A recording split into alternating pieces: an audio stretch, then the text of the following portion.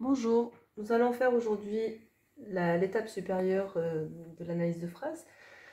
Donc on va introduire un complément circonstanciel. Là, je vais vous expliquer après pourquoi on l'appelle ainsi. Donc toujours pareil, lecteur, non lecteur, on va lire la phrase ou on lui fait lire la phrase. Donc vous voyez qu'ici, on a ajouté le son OU, donc il évolue en même temps dans les phonogrammes de la lecture, sachant que c'est le premier phonogramme après les sons simples. Au Canada, Ellie goûte le sirop d'érable. Donc, quelle est l'action? Goûte. Ou que fait Ellie pour les plus jeunes?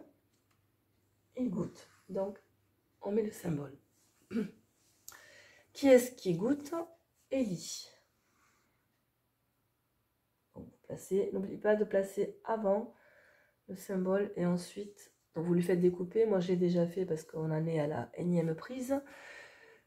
Ensuite, Ellie goûte quoi? Le sirop d'érable. D'abord, on place le symbole et ensuite, on l'associe au papier. Où Ellie goûte-t-il le sirop? Au Canada. Donc, on met la question où. Donc, vous voyez que les flèches partent toujours du noyau de la phrase qui est l'action.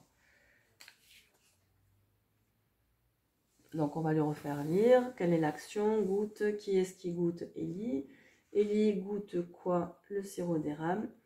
Ellie goûte le sirop d'érable où? Au Canada. Donc ça, c'est la première étape. C'est nous qui posons les questions telles qu'elles sont écrites sur les flèches. Ça va durer un certain temps avant que la logique inverse se mette en place. Ensuite, on ne posera plus les questions directes, mais on cherchera en fait en lui apportant la réponse. Exemple, quelle question je t'ai posée pour que tu me répondes? C'est au Canada qu'Ellie goûte le sirop d'érable.